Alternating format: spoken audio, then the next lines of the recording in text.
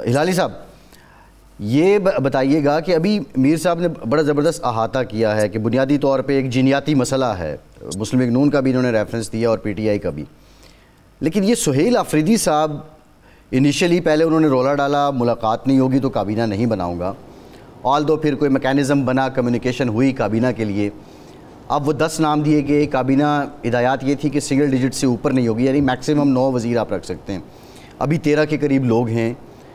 کیا یہ طاقت کا مزاج ایسا ہے کہ آپ کو کہیں نہ کہیں جا کے اپنی لیڈرشپ کو سیکنڈری کرنا پڑتا ہے، یا واقعتاً کوئی مجبوری اور ہے سہیل آفریدی صاحب کی؟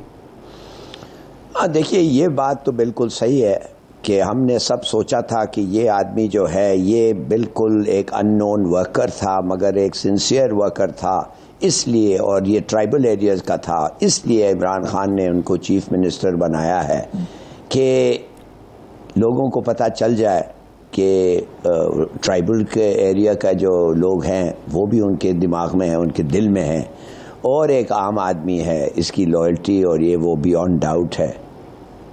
مگر یہی آدمی جو 13 لوگوں کو اپوائنٹ کیا ہے کیبنٹ میں، جن کو کہا گیا تھا کہ سنگل ڈیجٹ میں رہیں، جو 2 لوگوں کو اپوائنٹ کیا جن کو کہا گیا تھا عمران خان نے کہ ان کو بناؤ ہی مت، اور کسی کو نہیں پتا یہ شاہ محمود قریشی جو ایک لوئل ڈپٹی لیڈر تھا، لگ رہا تھا، وہ کیا کر رہا ہے، اور فواد چودھری تو خیر وہ تو بتانا چاہتا ہے دنیا کو کہ جو پریزنٹ لیڈرشپ ہے وہ کچھ نہیں کر رہی ہے اور بس سیاست چمکا رہی ہے، اور پھر سوال اٹھتا یہ ہے کہ وہ خود کیا کرتا رہا، اور کیوں اگر وہ اس کو ملنے گیا کیوں پہلے کیوں نہیں گیا، اور کیوں 2-3 سال ہو گئے ہیں اسی چیز میں پھنسے ہوئے ہیں سب لوگ۔ دیکھیے پی ٹی آئی لیڈرشپ تقسیم ہو رہا ہے یا ہو گیا ہے، لگتا ایسا ہے۔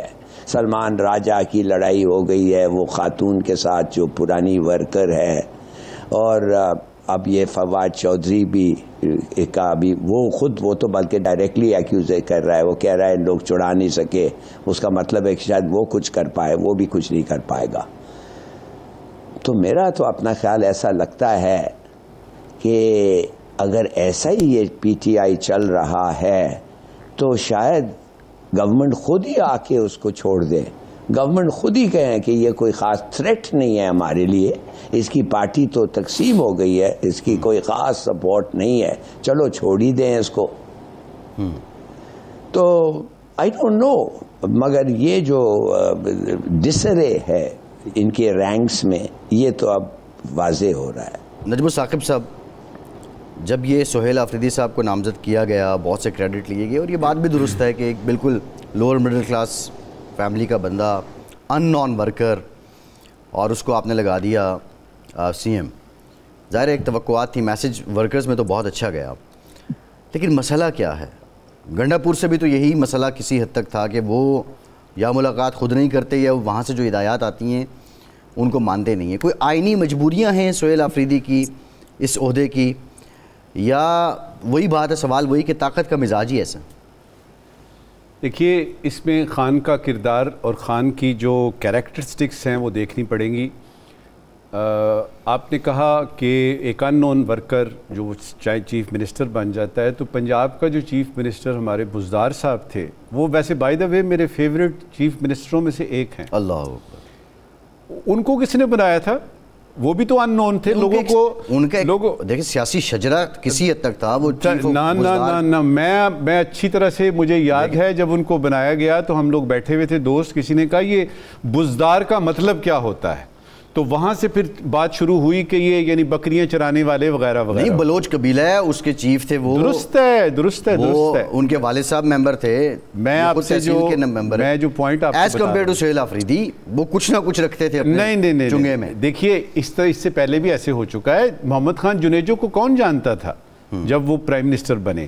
تو اس طرح کی چیزیں ہوتی رہتی ہیں۔ جو بنیادی چیز ہے نا جو اس وقت ہمارے اس یعنی جو ہمارا سیگمنٹ چل رہا ہے اور ہم اس پہ بات کر رہے ہیں، سب سے پہلے تو ایک تصحیح کر لیتے ہیں، کیونکہ آپ نے اسد عمر کا نام بھی اس میں لیا۔ اسد عمر نے وضاحت دے دی، انہوں نے ٹویٹ کی، نہیں میں نے اس کنٹیکسٹ میں نہیں لیا. اچھا وہ یہ ایک سوچ موجود تھی کہ ایسے لوگ. ٹھیک ہے. اسد عمر صاحب نے کہہ دیا ہے کہ میں اس گروہ میں نہیں ہوں جو کہ یا اس گروپ کا حصہ نہیں ہوں جو یہ چاہ رہے ہیں کہ آپ جو ہے وہ عمران کو رہا کریں. 2-3 بنیادی سوال کر لیتے ہیں اور آپ کو سمجھ آئے گی کہ یہ اصل میں ہو کیا رہا ہے. سب سے پہلی بات, آپ کو قریشی صاحب کا ہسپتال جانا اور ان کا ڈیزگنیٹڈ سروائیور ہونا پہلے دن سے, اور ان کے بارے میں ایک شبہ ہونا کہ اگر خان کو خدا نخواستہ کچھ ہوتا ہے تو ایک ڈیزگنیٹڈ سروائیور ہے, موجود ہے یہاں پہ, کہ وہ کسی وقت بھی یعنی اس پارٹی کی پی ٹی آئی کی باغ دوڑ سنبھال سکتا ہے. Fact number 1.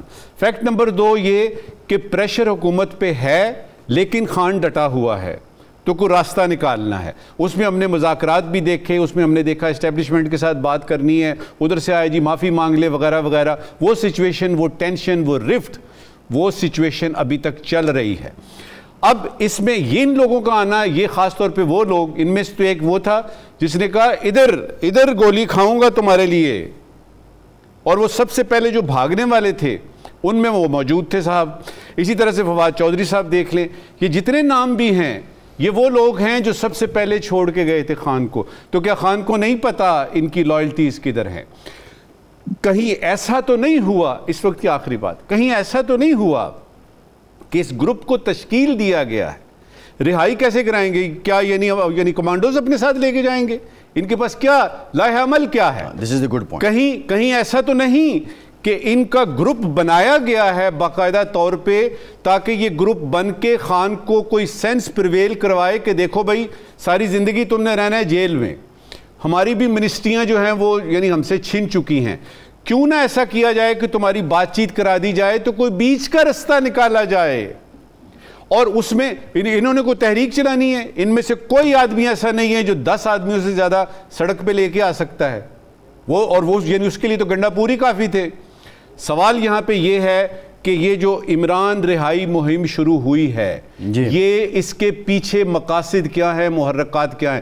تو ہمیں جو سمجھ آ رہی ہے, ہمارا تجزیہ یہ کہہ رہا ہے کہ اس وقت اس گروپ کو آگے کیا گیا ہے کہ آپ ایک کنڈوٹ کا, آپ ایک بیچ میں رابطے کا جو ہے نا وہ کام کریں, خان کے ساتھ آپ رابطہ کریں اور اس کو بتائیں کہ ہم تمہاری مدد کر سکتے ہیں اگر تم ABCD یہ 4 باتیں مان.